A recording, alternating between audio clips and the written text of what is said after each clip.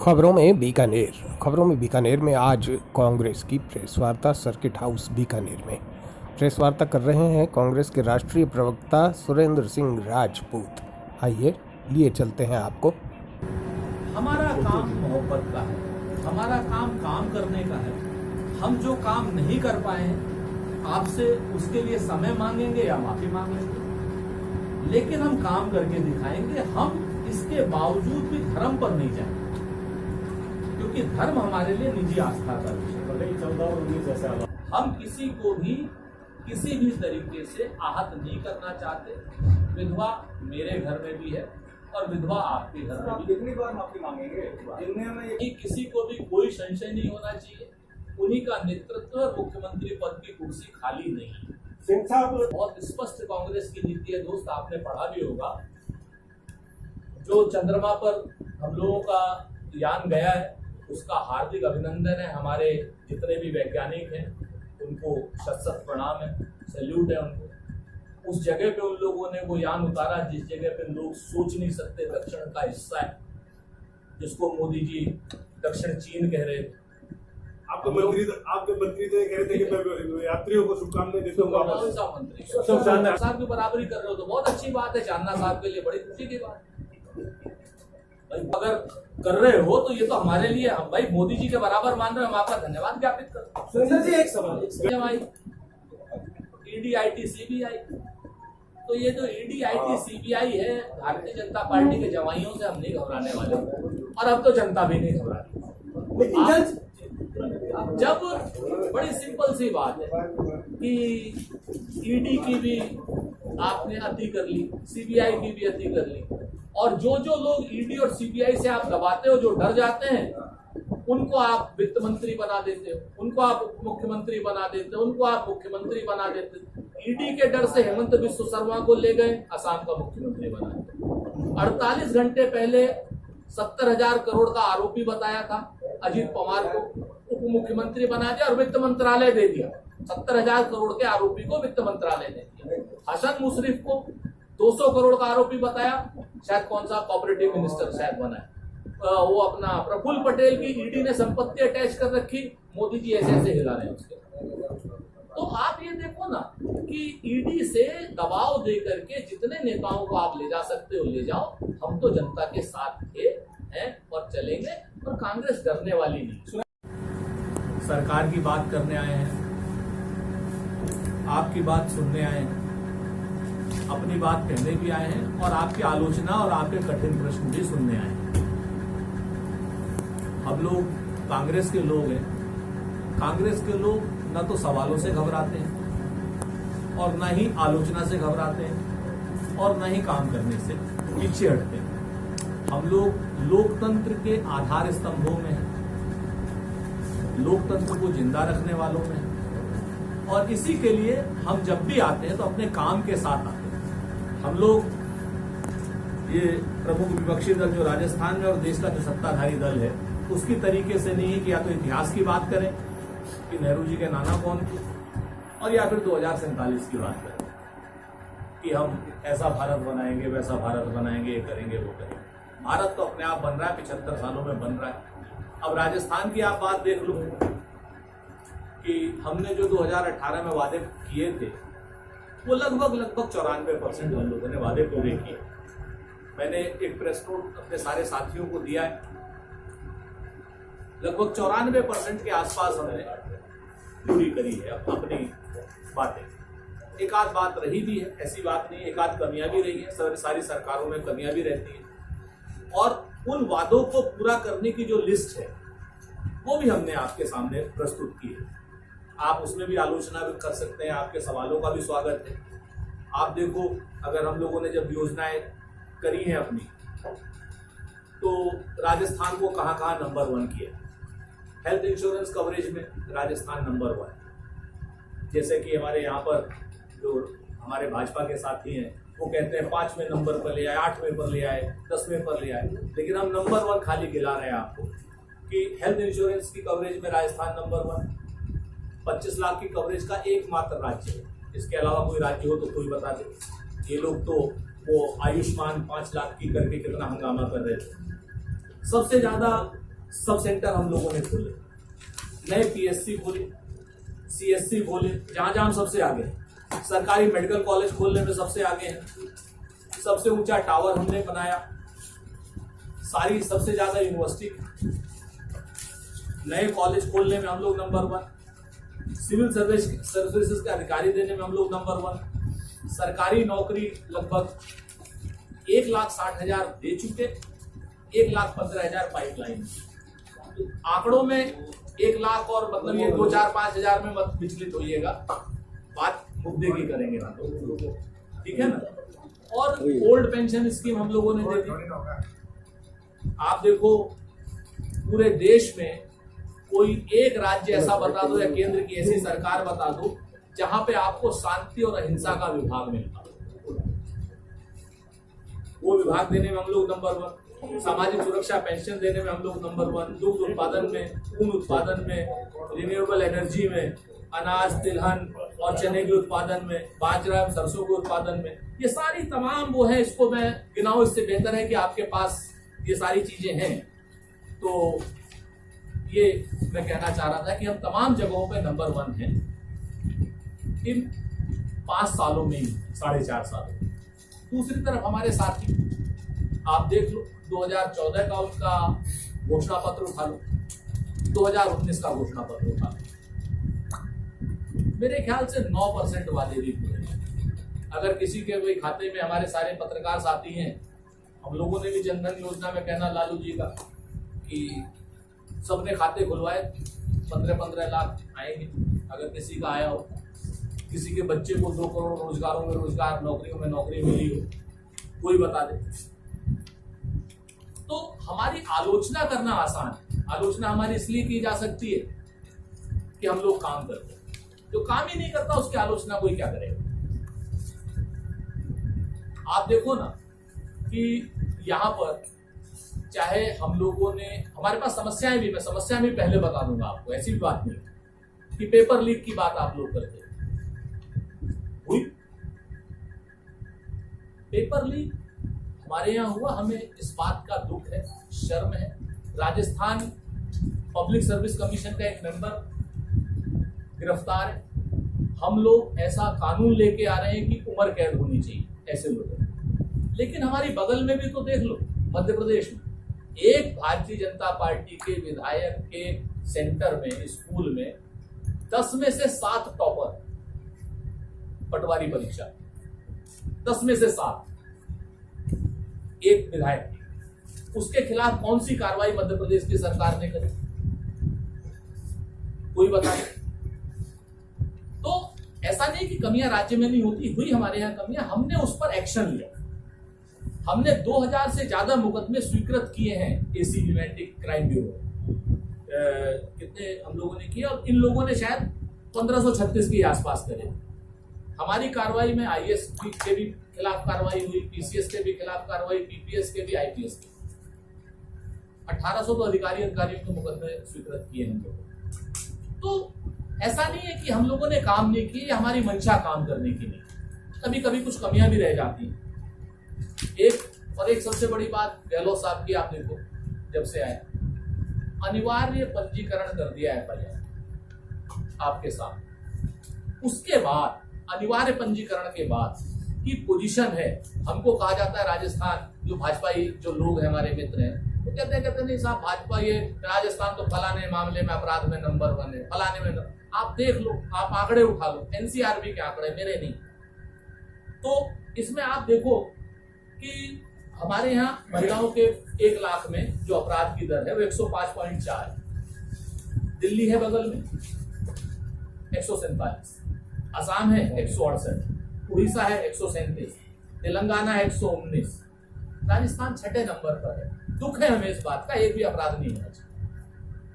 मैं ये कतई नहीं कहता कि अपराध में जस्टिफाई कर रहा हूं कि बगल में अपराध ज्यादा हो रहे हैं तो हमारे यहाँ कम हो रहे हैं, ऐसा कुछ नहीं। अपराध एक नहीं होना चाहिए।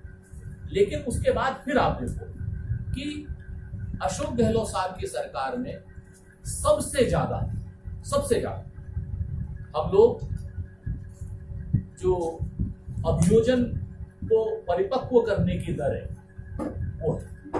आप देख लो इसको, कि सजा का प्रतिशत हमारे यहाँ 45%, जबकि राष्ट्रीय स्तर पर 26%।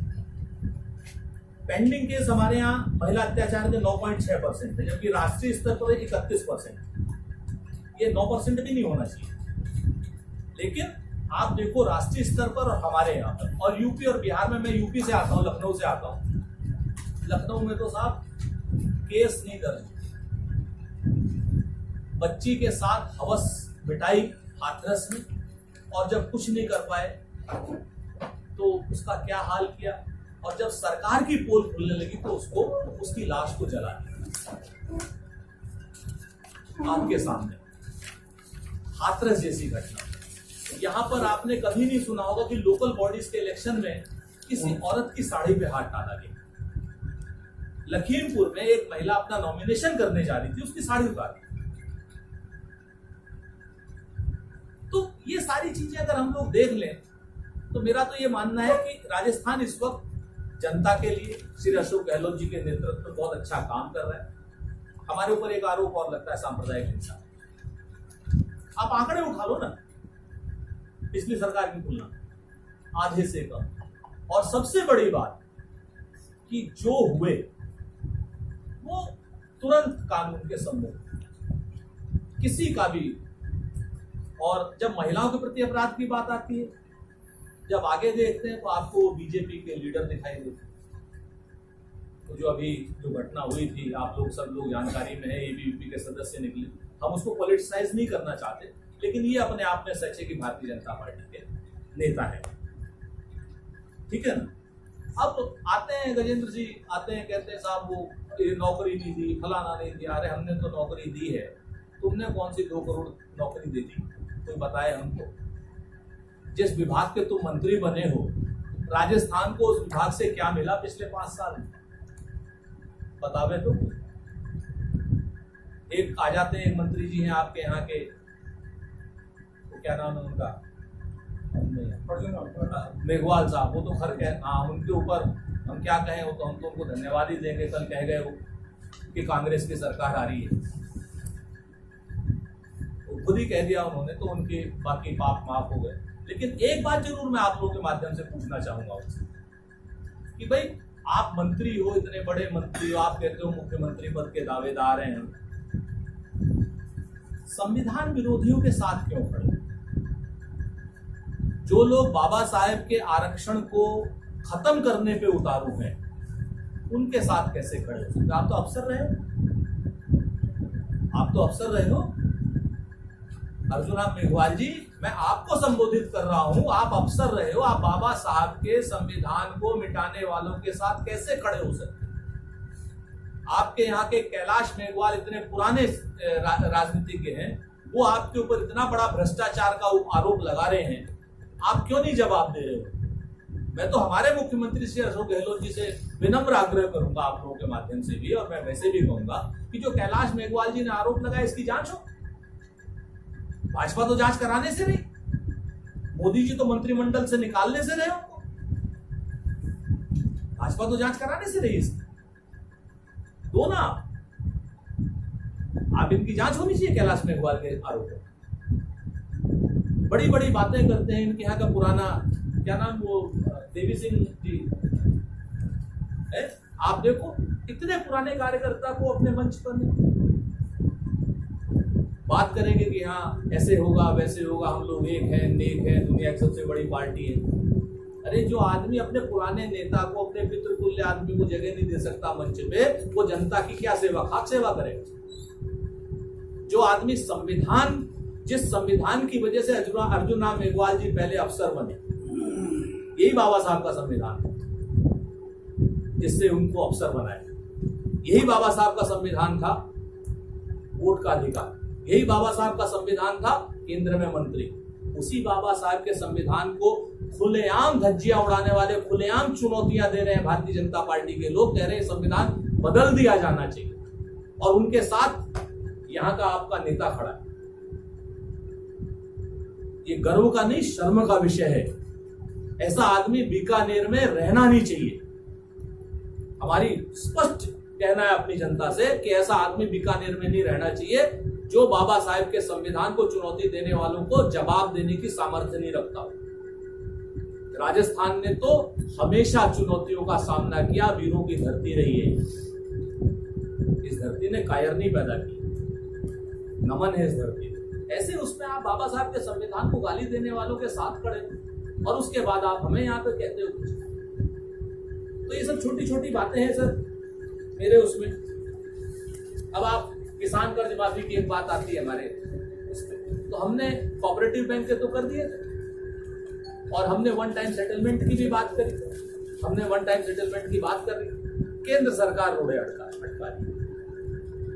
मैं आपको साफ बता, एक और मुद्दा है यहाँ पर जो मैं आते हुए पता चला मेरे को, बिजली का भी संकट पिछले उसमें। तो मैं साफ बताऊं आपसे, हमें यानी कांग्रेस शासित या विरोधी पक्ष शासित राज्यों को मजबूर किया जाता है अडानी का कोयला खरीदने। कहते हैं अगर अडानी का कोयला 4 गुना महंगा नहीं खरीदोगे तो आपको कोल माइन वाला कोयला जो 4 गुना सस्ता है नहीं मिलेगा। बाकी कुछ पानी की भी प्रॉब्लम है, बारिश की भी प्रॉब्लम है, ये है अपनी जगह पर, लेकिन जो हमारी मेन समस्या हर जगह पर है वो आती है कोयला। कहते हैं लोग अडानी से खरीदो, विदेशी 4 गुना महंगा, कहां से खरीद रहे हैं भाई? हमें हमारी कंपनी का कोयला देखो ना। राजस्थान में यहाँ नवेली लिग्नाइट का भी है, झारखंड पे हमारी कोल मिल है, हमारा क्या नाम वो है, हमें हमारे संसाधनों पर अधिकार दो। 7000 क्या नाम मेगावाट हमारी प्रोडक्शन है थर्मल की, 5000 हो पा रही है। क्यों? कोयला मात्र 5 दिन का है। ये लोग कहते हैं अडानी से ले लो जितना ले लो।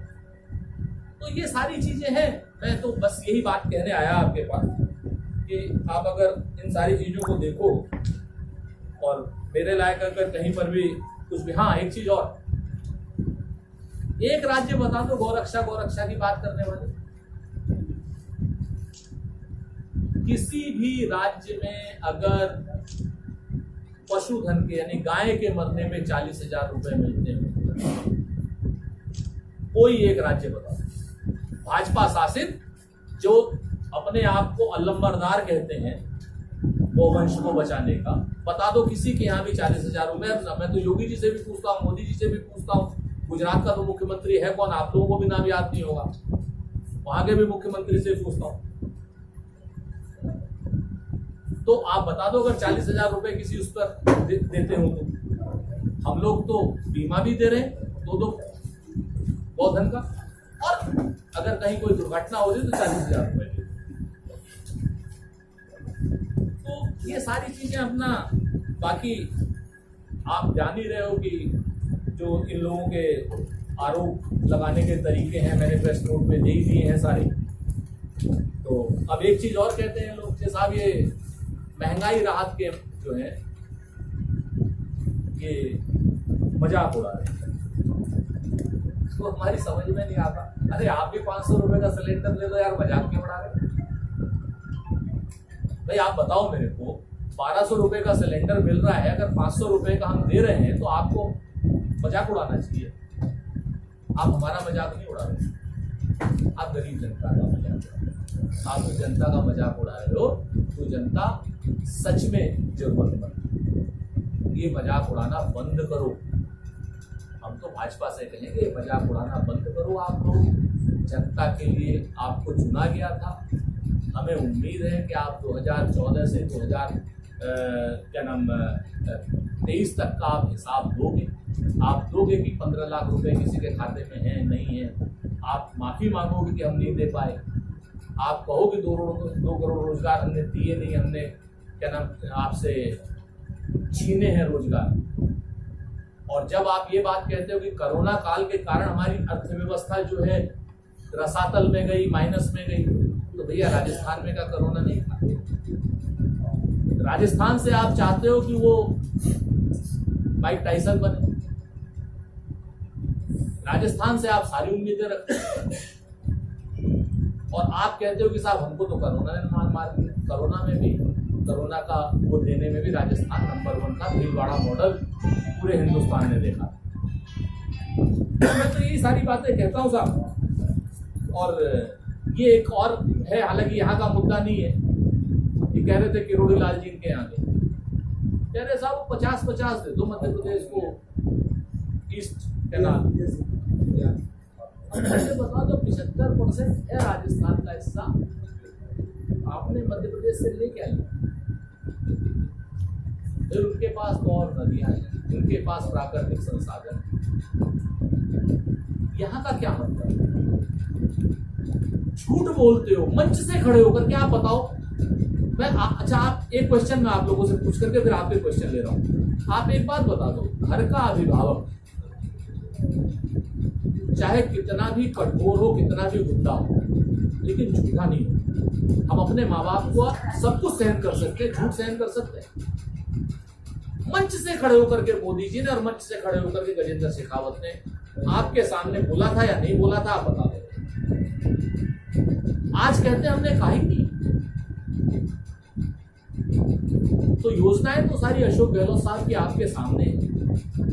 अशोक गहलोत साहब अपना काम का कार्ड आपके सामने लेके, उन्होंने ये भी नहीं कहा कि 100% हमने काम किया, उन्होंने कहा अब तक 94% किए, आगे और करेंगे। विजन हमारा 2020 तक का है और उनका विजन इसी बात से समझ में आता है कि एक गुरु ग्रंथ साहब में लिखा हुआ है कि देहु सिवा पर मोहि है, सुख कर मन ते कबहू न डरे हरिसो जब जाए लड़े, निश्चय कर अपनी जीत करे। तो अशोक गहलोत साहब तो इस वादे पर चल रहे हैं कि हे शिव मुझे ऐसा वरदान दो कि मैं शुभ कर्मों से कभी न डरूं और जब भी अरी से यानी दुश्मन से लड़ने जाऊं तो निश्चय कर अपनी और अपनी जनता की जीत।